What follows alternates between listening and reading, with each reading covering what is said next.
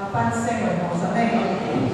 Eu que agradeço o convite, é sempre uma honra quando a gente é convidado para pregar a palavra de Deus. Então eu agradeço a irmã, agradeço a pastora pelo convite, pela receptividade da igreja. E eu queria que você abrisse a sua Bíblia agora, no livro de Lucas capítulo 1. O tema da nossa mensagem dessa noite é: diante dele, tudo é nada. Amém? Amém. Lucas capítulo 1.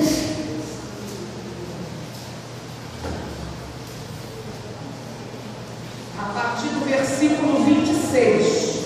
Lucas capítulo 1, a partir do versículo 26. Todos acharam? Lucas capítulo 1, a partir do versículo 26. Vamos ler então. Uma passagem bem conhecida. Não é Natal, né? Que a gente fala muito disso no Natal. Não é Natal, mas tem a ver com o que eu quero falar. No 6º mês foi o anjo Gabriel enviado da parte de Deus para uma cidade da Galileia chamada Nazaré, a uma virgem desposada com certo homem da casa de Davi, cujo nome era José. A virgem chamava-se Maria. E entrando o anjo onde ela estava, disse: alegra-te, muito favorecida, o Senhor é contigo. Ela, porém, ao ouvir essas palavras, perturbou-se muito e pôs-se a pensar no que significaria esta saudação. Mas o anjo lhe disse: Maria, não temas, porque achaste graça diante de Deus. Este conceberás e darás à luz um filho, a quem chamarás pelo nome de Jesus. Esse será grande e será chamado Filho do Altíssimo. Deus, o Senhor, lhe dará o trono de Davi, seu pai. Ele reinará para sempre sobre a casa de Jacó, e o seu reinado não terá fim. Então disse Maria ao anjo: como será isto, pois não tenho relação com homem algum? Respondeu-lhe o anjo: descerá sobre ti o Espírito Santo, e o poder do Altíssimo te envolverá com a sua sombra. Por isso também ao ente santo que há de nascer será chamado Filho de Deus. Isabel, tua parenta, igualmente concebeu um filho na sua velhice, sendo esse já o 6º mês para aquela que diziam ser estéril. Agora presta atenção, porque para Deus não haverá impossíveis em todas as suas promessas. Pode se assentar em nome de Jesus. Irmãos, até o horário do almoço hoje, eu ainda não tinha uma mensagem preparada. Tinha pensado em várias coisas, mas não achei firmeza em nada daquilo que vinha ao meu coração. Até que eu estava assistindo um programa de televisão e na hora do almoço, e aí Deus começou a falar comigo a partir daquele programa de televisão, que o apresentador estava contando. Deus foi falando comigo na minha vida e foi dando a mensagem e dando as passagens. Então, antes de falar com a igreja, o Senhor já falou comigo, porque tanto quanto a igreja precisa dessa palavra, eu preciso também. Assim como Deus é poderoso para suprir as suas necessidades, é poderoso para suprir as minhas necessidades também. Então, meu irmão, aqui nós temos uma passagem de dois casos impossíveis de acontecer. De um lado, nós vimos uma virgem que não tinha contato com homem nenhum, e de outro lado, uma senhora de idade, que além de idade também era estéril, o marido também era de idade. Então, o anjo, o poder, a unção, a graça do Senhor visitou essas duas mulheres. Eram dois extremos, uma virgem e uma já tinha passado da idade, e o Senhor operou um milagre na vida das duas. O nosso Deus é Deus do impossível. Eu não sei se você crê, eu espero que você creia. Eu creio no Deus da Bíblia, e a Bíblia diz, como acabamos de ler, que para Deus não há impossíveis em todas as suas promessas. E a Bíblia de Gênesis a Apocalipse está recheada de promessas de Deus para a nossa vida. Você que não lê a Bíblia, você que não estuda a Bíblia, você está perdendo. Porque como é que você pode tomar posse das promessas de Deus para a sua vida se você não as conhece? Como é que você vai reivindicar o seu direito se você não conhece os seus direitos? Quando nós desconhecemos leis como cidadãos aí do Brasil, do mundo, nós desconhecemos, não podemos reivindicar, não sabemos que existem aquelas leis, não sabemos os nossos direitos, mas uma vez que conhecemos, podemos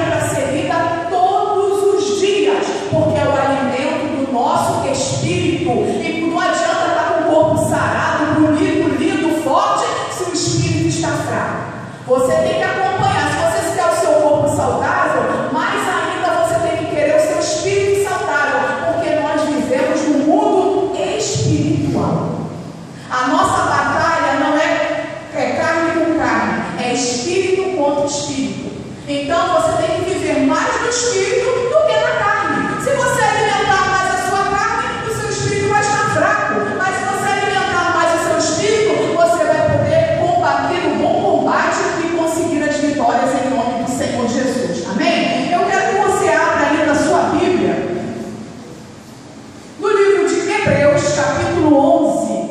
Hebreus capítulo 11. Mais no finzinho da Bíblia. Nem tão finzinho, mas um pouco mais para trás.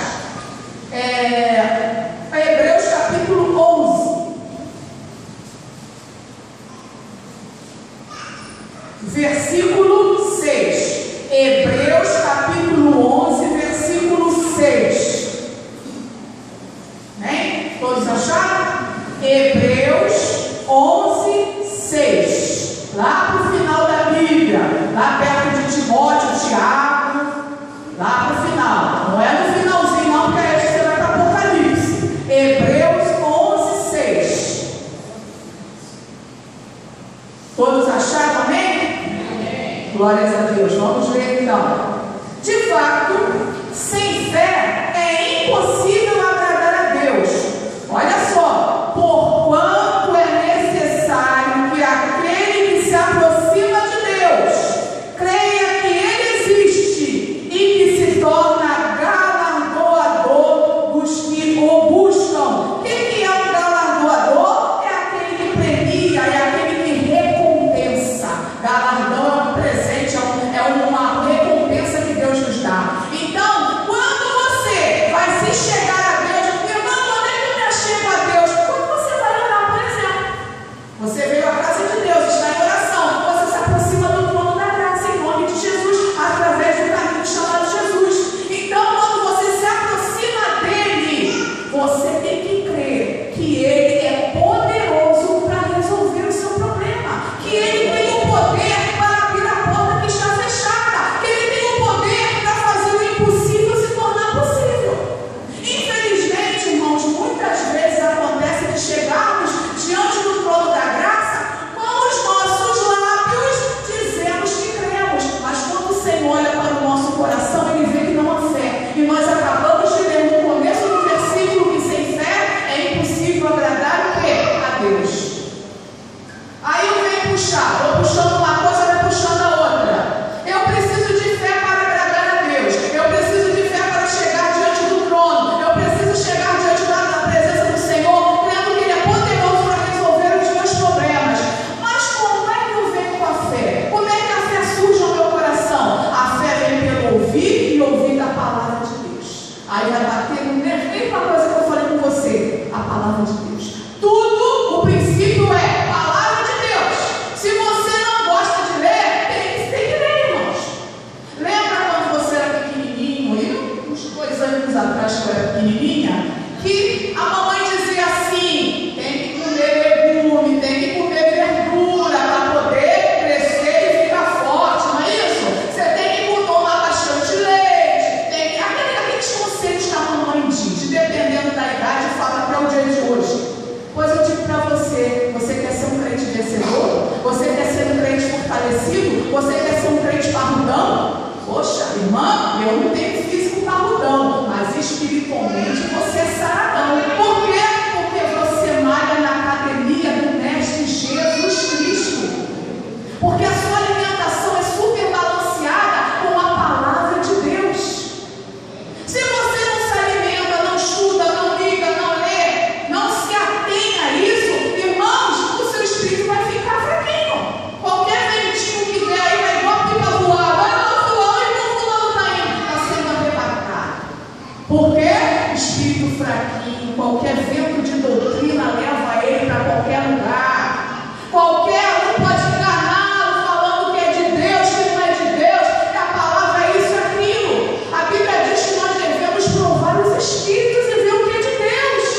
Você tem que pegar aquilo que é bom para você e o que for ruim você jogar na lata do lixo. Tem gente que está se alimentando de qualquer coisa, não está vendo que aquilo ali é nocivo para a sua vida espiritual. Cuidado, meu irmão.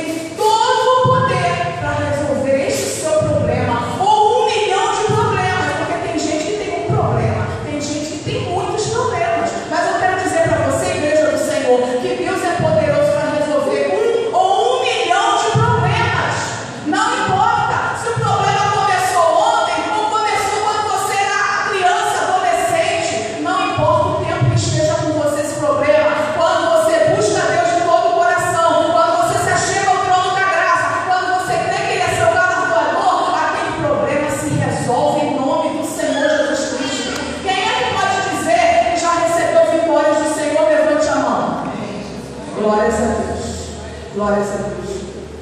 Agora eu digo para você, você está satisfeito com essas vitórias ou você quer mais? Olha, eu vou dizer para você, eu quero muito mais.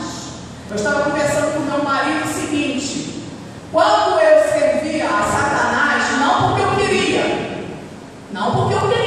mas porque eu estava longe de Deus. Quem não está longe de quem não está perto de Deus está perto do inimigo. Ou um ou outro. Quer você queira, quer você não queira. Se você se afasta de Deus, você se aproxima do inimigo. Então, quando eu estava nas mãos do inimigo, eu podia até me conformar com uma vida meia boca, michuruca. Mas uma vez que eu conheci o Todo-Poderoso Deus, eu dei liberdade a Ele para trabalhar na minha vida e fazer maravilhas, de modo que o nosso Deus é um Deus ilimitado. Sabe quem é que limita Deus? É você, sou eu. Se eu não creio que Ele pode fazer isso, Ele não vai fazer. Mas se eu creio que Ele pode fazer todas as coisas, Ele vai fazer todas as coisas. Amém? Para terminarmos, abra no livro de Marcos, Evangelho de Marcos, lá perto de onde você estava. Lucas, é antes de Lucas. Marcos capítulo 6. Marcos capítulo 6.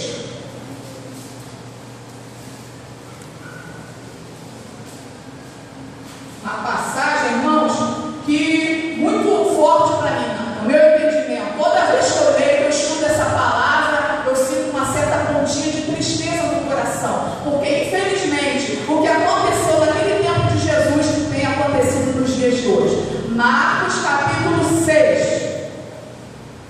Vamos lá, a partir do primeiro versículo.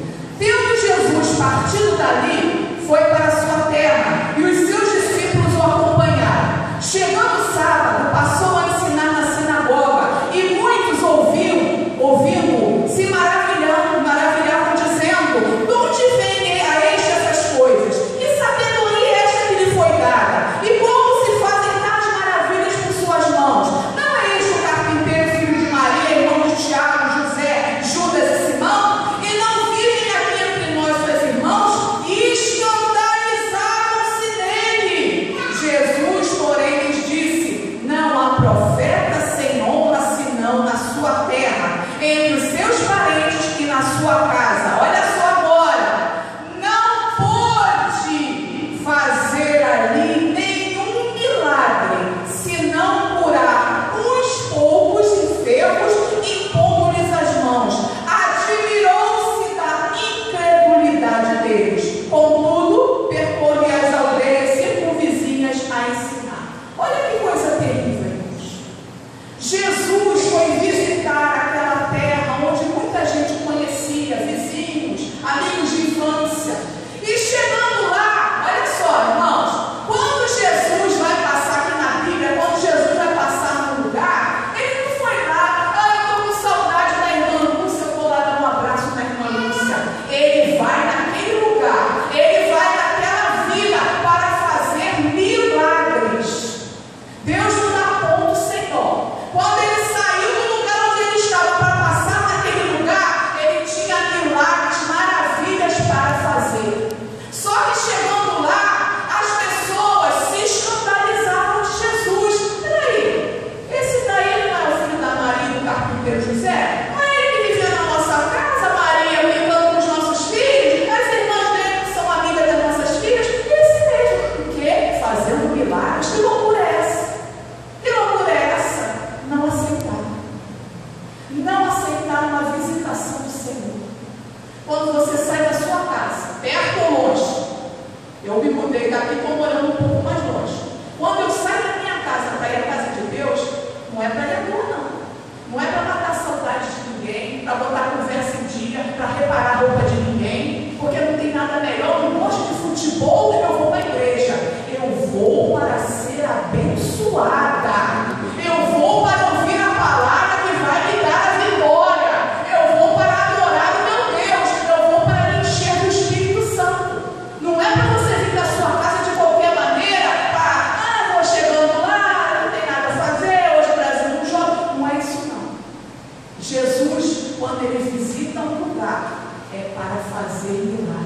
Eu quero dizer para você que Jesus está nos visitando nesta noite e é para fazer milagres. No entanto, ainda na presença de Jesus, observe o seguinte: acabamos de ler que ainda diante do Deus Todo-Poderoso, você pode rejeitar e não crer e sair daqui do mesmo jeito que você entrou. Aquele pessoal recebeu o Deus Todo-Poderoso, maravilhoso. E o que aconteceu? Deus não pôde fazer muitos milagres. Curou um ali, botou a mão na cabeça de outro, fez um milagre. Mas os grandes milagres que ele tinha, que ele queria fazer, ele não pôde por causa da incredulidade do povo. Irmão, isso é uma praga. A incredulidade é uma praga que você tem que jogar no lixo o mais rápido possível. Não aceite. Se você está com problemas, muito tempo, pouco tempo, problema possível ou impossível, irmãos, creia que Deus tem poder para resolvê-lo. Creia que Deus abre a porta e quando Ele abre, Ele escancara a porta. Ele não abre uma bretinha, não. Não, porque se Ele abrisse uma bretinha, eu não ia conseguir passar. Porque para eu passar numa porta, a porta tem que ser mais larga. Aí ele ia falar: os gordinhos não vão passar, só os magrinhos. E a Bíblia diz que o Senhor não faz acepção de pessoas. Então, quando Ele abre uma porta, Ele escancara a porta. Ele abençoa poderosamente. A bênção de Deus, ela é transbordante, sacudida e recalcada. Não é uma bênção meia boca, mal feita, incompleta. Quando Ele começa a obra, Ele tem o poder para completá-la, para terminá-la. Amém, irmãos? Em nome de Jesus Cristo. Então, meus irmãos, prestem atenção. Deus está nos visitando nesta noite. Deus está nos visitando e com aquele mesmo poder que Ele tinha quando Ele andava nessa terra, com aquela mesma graça, com aquela mesma autoridade, com aqueles mesmos milagres. E outra coisa, ainda que não seja um milagre que você necessita, Ele tem um milagre que você necessita. Amém? Esta é a palavra que eu trouxe para a igreja. Presta atenção. A fé vem pelo ouvir e ouvir a palavra. Você ouviu a palavra, a fé está no seu coração. Agora, com a permissão da pastora, eu posso orar, pastor? Eu gostaria de orar por você. A fé está no seu coração. Ela foi semeada. A fé é uma semente. Ela foi semeada no seu coração. Agora você vai agir mediante a sua fé. Amém? O Deus Todo-Poderoso não tem filho melhor nem filho pior. Ele quer dar bênção para todo mundo. Ele tem poder para resolver todo problema. Não é só um ou outro, não. Ah, mas é que esse problema, minha irmã, se eu fosse te contar. Mas você não tem que me contar. Você tem que contar para Jesus. Talvez você conte para todo mundo, menos para Jesus. E quem tem poder para resolver é Jesus, não sou eu, não é pastora, não é o irmão, é Jesus. Então presta atenção. Eu gostaria de chamar aqui na frente as pessoas que têm problemas. Você diz: irmã, eu tenho problemas. Agora a gente tem que fazer aquela separação. Tem problema que é mais simples de resolver. Você pode resolver, mas tem problema que somente Deus pode resolver. Tem problemas que só o poder de Deus pode operar. Então eu queria chamar aqui na frente a pessoa que tem um problema impossível aos olhos do homem.